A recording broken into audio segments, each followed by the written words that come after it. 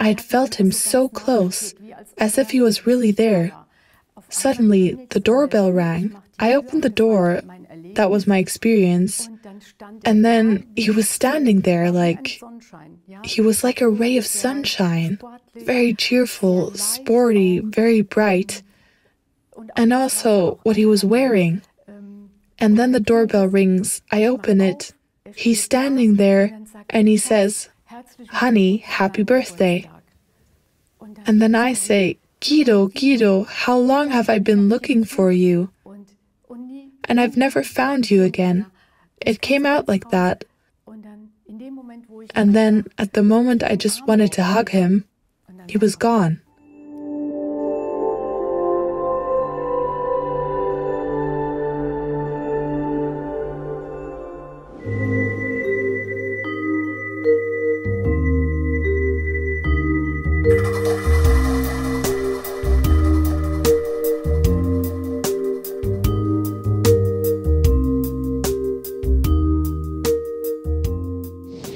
Frau Albanese, Sie sind als Unternehmensberaterin tätig, wobei Sie... Miss Albanese, you work as a management consultant where you strive to bring together human and production processes.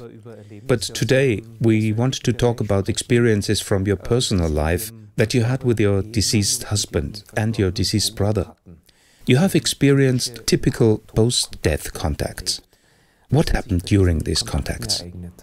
Ja, es ist ein großes Thema, dieses Thema Tod. Für mich war das. Yes, death is a big subject. It was always a taboo subject for me before I even had to deal with it. You don't think that you'll become a widow at the age of 27. Life really takes you in a completely different direction. To really look for the meaning behind it, why it all happens like this.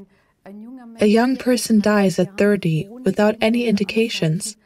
From one minute to the next, falls over and is dead. You just can't understand that. And there's a small child who's just 1 year old. You can't get your head around that. Why, and how do you deal with it? Even just the death and funeral of my father, he died 6 months before my husband passed away, was so bad that I just couldn't look at him either. I just wanted to remember him as he was. That was a really big hurdle that I had to overcome in my life, to even go to the funeral. And then it happened that 6 months later, my husband died at the age of 30, without notice. He wasn't ill. He was in perfect health, a sportsman, and you just don't understand why something like that happens. How did you deal with what happened? How did you cope with it? Yes, that's a very good question. First of all, I was in a trance. I didn't even notice who was there because a lot of family had come all the way from Italy.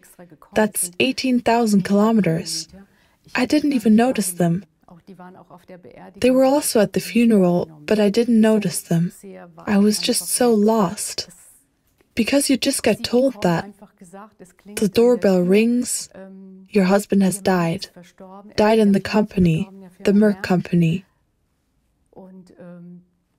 And 3 people just ring the doorbell at 9:30 in the morning and simply tell you that message. And he left the house at 5. You just can't get your head around that. Then you have a small child of 14 months, so nothing fits together anymore. There just wasn't much support in the family. But that has nothing to do with family. No one can simply alleviate this pain. I also tried several psychotherapies simply to find out if there was a way to deal with it better. But that didn't help either. With the people, with our friends, our closest friends, they were all gone too. And it's not that they suddenly turned their backs on me or us, but they just couldn't deal with this issue. Which is probably also related to the taboo. That's right, yes. They didn't know how to deal with it. It wasn't meant in a bad way. How did you feel inside? How did you manage to overcome this farewell?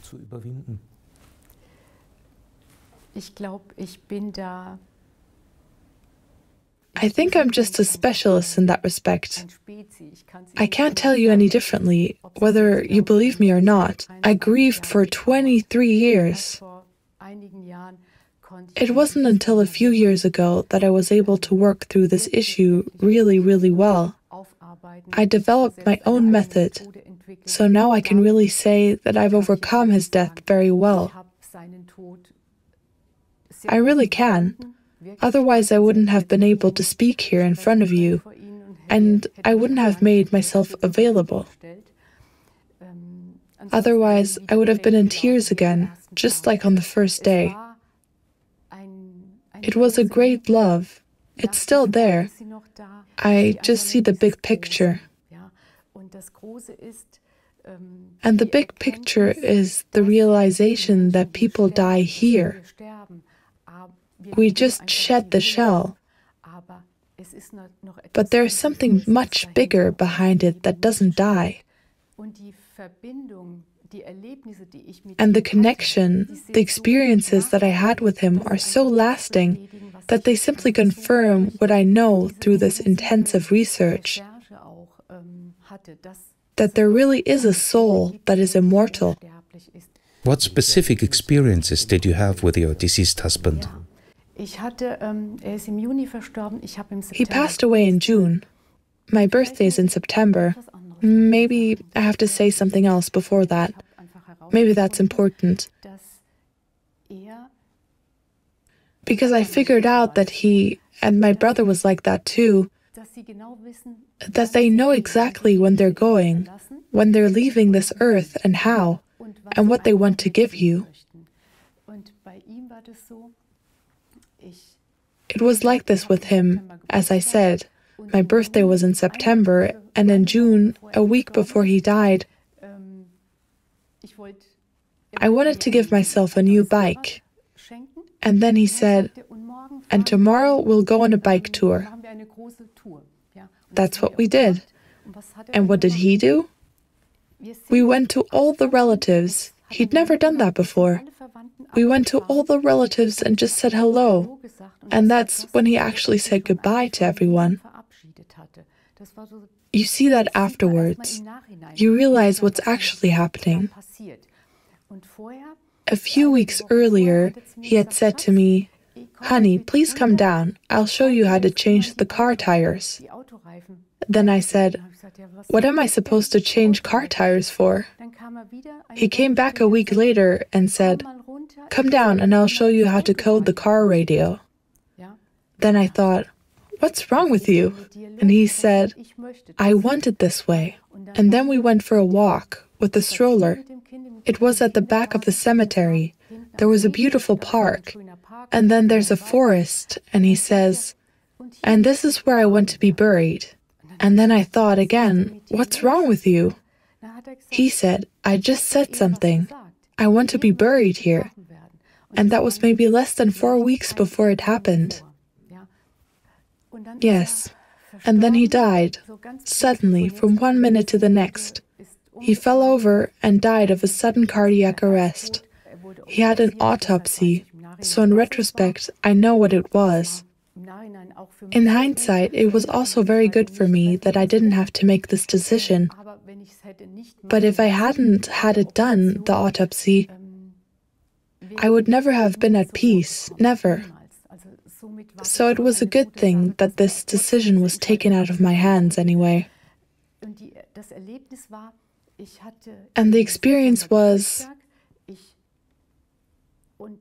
it was my birthday in September. I woke up at 12:05 at night and wondered whether it was a dream or not. I had felt him so close, as if he was really there. Suddenly, the doorbell rang. I opened the door. That was my experience. And then he was standing there he was like a ray of sunshine, very cheerful, sporty, very bright. And also what he was wearing. And then the doorbell rings. I open it. He's standing there and he says, "Honey, happy birthday." And then I say, "Guido, Guido, how long have I been looking for you? And I've never found you again." It came out like that. And then at the moment I just wanted to hug him, he was gone. I looked at the clock and it was 12:05. So you just can't put something like that together. I hadn't even thought about my birthday in that way. It's my birthday, now he's not here, just don't think about it. That's one thing. And then I had another experience, which also shows me that they notice everything that happens here, and especially when they have such a strong connection to someone, including their daughter. There were some not so nice things with the parents-in-law, including the grave. And then I just had him in front of me again.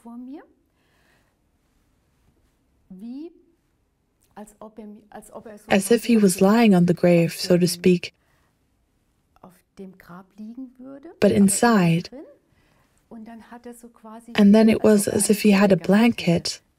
One opens it, the other opens it, the other opens it. It was about the flowers on the grave and all that.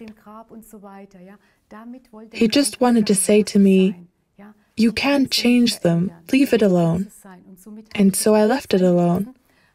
I paid for it all and said, "You can manage the grave, you can do what you want." He just wanted to help me and say, "Come on, it's not worth it." When did you have this experience? In the middle of everyday life?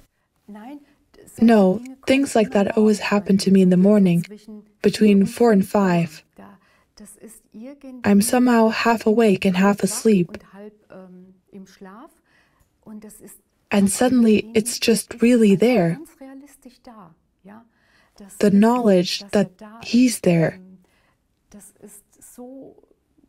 Then you don't have to miss as much. And you still had another contact after your brother's death? Yes, when my brother passed away, he had cancer, so we already knew that the time had come. And before he passed away, things had already become apparent. On the morning he passed away, I said to my daughter, "I'm just going for a walk." It was a Saturday. "And please go with me." Then she said, "No, I don't want to." It was December 1st. I went out into the field, and it was the first night where there was a hoar frost on the flowers in the meadows. It was so white. The day before, nothing was white. It was a peace, a heavenly peace. I can't describe it in any other words. Such a peace, which I had never experienced in my life, that lay there in this field. Such a deep, deep peace. And I thought, what is this? My daughter didn't come with me, and when I came back, she said, "Mom, Uncle has died." And right at that moment, I just felt it. Suddenly, there was a light shining on the white hoarfrost, as if it was full of mirrors. That was the moment when I simply felt him again. The grief and the pain was so bad that I said, "It can't be. You've been grieving for 23 years, and who knows how long you'll be grieving this time." It was as if 3/4 of me had gone away with him, with his death. Then I said it couldn't be. I lit a tea light every day and did that for 20 days. On this one day, which was a Saturday, I forgot about it, and every time I passed it, I said, "Oh, now you still haven't turned on the light. I'll do it when I go back." I forgot again. I go back into the living room and forget again. And that went back and forth 5 to 6 times. And then I thought, now it's already 5 o'clock. I won't turn on any more lights tonight. It's not happening today. And the next morning, also around 4 to 5 o'clock, suddenly my brother is standing in front of me. I was wide awake, and yet somehow asleep. It's a state I can't describe. Wide awake and yet asleep. And then he stands in front of me, dressed the way he was, and then he says, "I just want to tell you that you don't need to turn on the tea light because of me. I have so much light here, you can't even imagine. If you want to turn it on because of the others, you're welcome to do so, but I'm doing so well. Now you know." And at that moment, I knew he was fine. It was important for him to let me know that he was fine. And what happened at the funeral, too. I'm not someone who likes to stand there and talk in front of people. My mother really wanted an Italian priest to come. He gave the sermon in German and Italian, but the people weren't touched at all. It was just so dismissive. But someone wanted to say something more, including the people there. I was sitting there, crying my eyes out, and it was suddenly as if someone kept pushing me down from the pew. Like, "Go ahead." I knew for sure that there was someone from above forcing me to go up there and say something. I kept stopping myself, and I almost fell down. That's how much the force pushed me down. And then I went like this, very timidly, just before the sermon was over. And then the priest asked me, "What is it?" And then I said, "I would like to say a few words." Then I stood there, the tears flowing again. I hadn't been able to get a word out before. Suddenly I was standing in front of people, and I was talking as if someone was speaking through me, and I just think it was him. I didn't even know what I was saying. It just flowed through, and it was basically him. He just wanted to get something across. People should remember him for who he really was, and not what he had sort of put out there, and why he had done this and why he had done that. He was a great man, it's nothing like that, but he was always dismissed as a very weak person. He couldn't have any strife. He wanted to sort things out, but never in an argument. And he couldn't stand it when people got loud. But then he just left. And so it was said that he wasn't capable of dealing with conflict and so on. But no, on the contrary. And he just wanted to get that across. And at that moment, there were seasoned men sitting there who had such a big wall around them, around their hearts and feelings. They were crying. Tears were flowing. The whole church was almost underwater. When I was finished, I said, "So, now we can go." Then I also had the presence of mind. I don't know how it happened. I just grabbed the urn. Everyone thought, "Oh, it's going to fall down any minute now." I grabbed it. I had the strength, I can't tell you how, and I took it myself. I couldn't see anything because of all the tears, but I took it to the grave myself. Interestingly, no one was at the urn beforehand to touch it or anything. I couldn't have done it beforehand either. I tell you honestly, the moment I did it, everyone came to the grave and wanted to touch the urn. What wasn't possible before was suddenly there. I was also very touched by the fact that people simply wanted to be introduced to this topic. It's not that they don't want anything to do with it, they want to be led towards it. I know one could think that I'm just making all this up.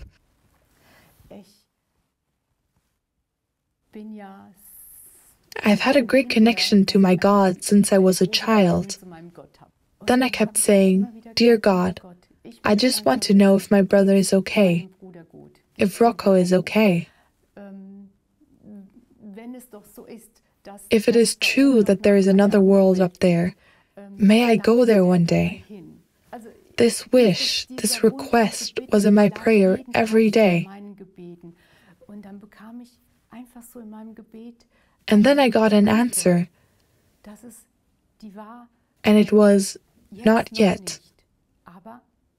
But the time will come when you can go there.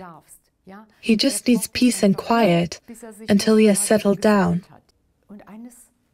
One morning it happened, without thinking about it.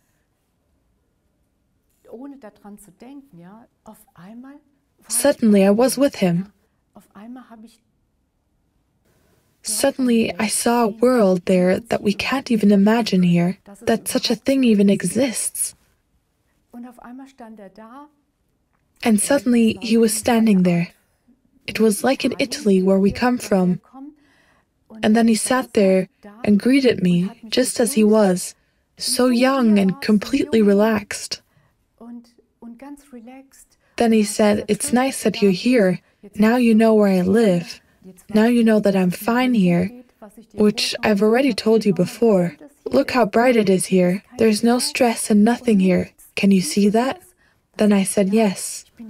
I'm glad that I know where you are now." Then he said to me, "Now you have to go.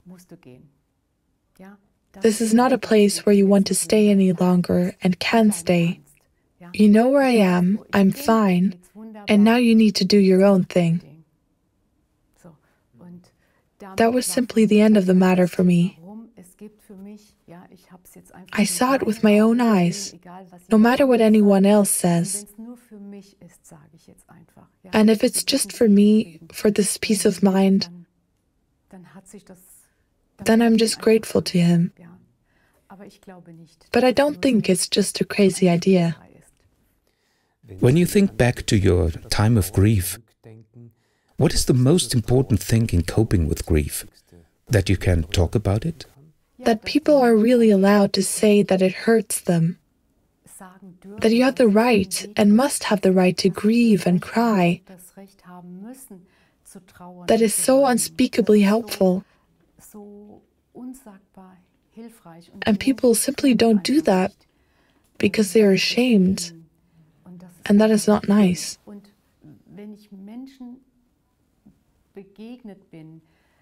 When I've met people who have just lost their partner or a child, which is also really bad,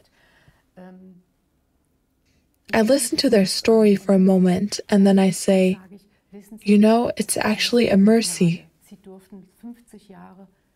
You were allowed to be married for 50 years or 40 years or whatever. My husband died when he was 30 and had a small child. And the child was never able to get to know her father in that sense. Do you know what that means? Look at it in terms of gratitude, so that gratitude also comes across to the other person. Because very often you just go down such a selfish path, poor me and so on and so forth. And everything has to revolve around me, so that I'm okay. No, that's not it. Just look at what this person has brought me. And if you look at it from this perspective, it shifts your perspective that life, that death is absolutely part of life. And what I also say, look, for me, every day since this experience, every day is really a gift. I celebrate a birthday every day, whether you believe me or not. Even if I've had a bad day, it's not like I haven't. Death is part of it for me. I tell people that too. It really is part of it. Like a measuring tape that says, okay, I'm here, I'm here, I'm here. Are you really living what you want? Or are you just living through the day? Because I think that's the meaning of life, or the meaning of death. That you really live life the way it would be good for you. I think that was a very good closing, Ms. Albanese. Thank you for sharing your experiences with us. Thank you very much for the interview. With pleasure. Thank you.